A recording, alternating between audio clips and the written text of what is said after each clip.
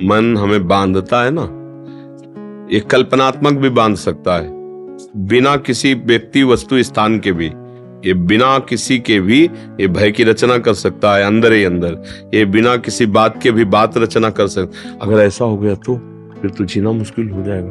फिर क्या वो मतलब आपको ऐसे विषाद में पैदा कर देगा जहां कोई अवसर नहीं विषाद का, वहां भी विषाद करा देगा, क्योंकि विवेक नहीं है।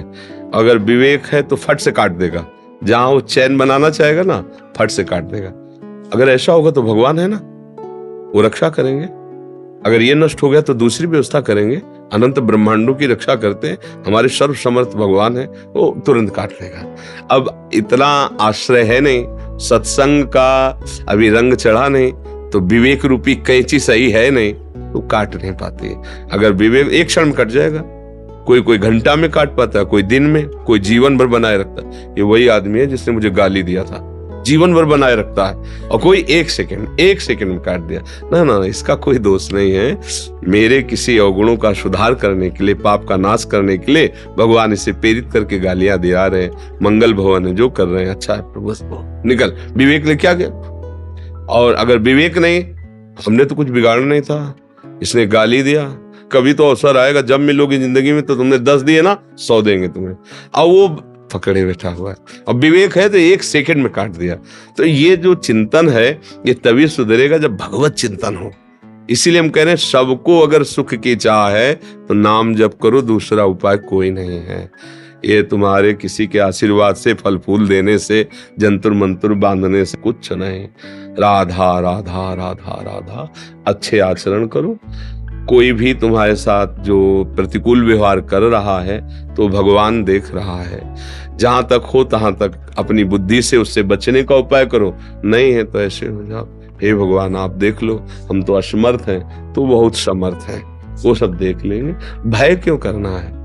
अगर हम भय करते रहेंगे तो इसका मतलब भगवान का आश्रय नहीं है। भगवान के आश्रित में निर्भयता बढ़ती है कि यार हम अकेले जा रहे हैं, अगर कोई मिला मारा तो वही भगवान है ना, हमारी रक्षा कर लेंगे। और निश्चित आपने विश्वास किया है, भगवान रक्षा कर लेंगे। अगर कोई भारी से भारी समस्या है तो भगवान के लिए कोई समस्या है क्या? तो बस अगर भगवान का आपने आश्रय नहीं लिया तो सब समस्या ही समस्या है।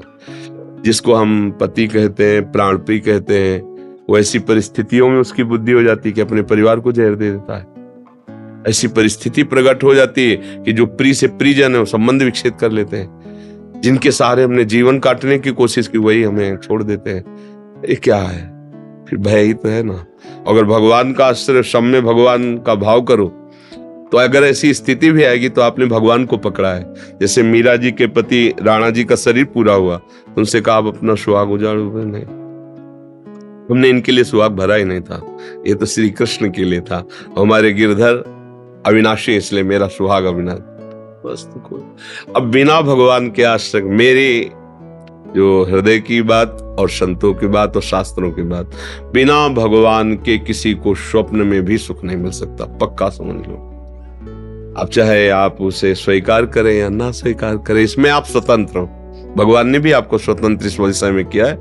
अगर आप स्वीकार करो तो ठीक है, ना स्वीकार करो तो दूसरा भी भाग है, वो तो स्वीकार करना ही होगा।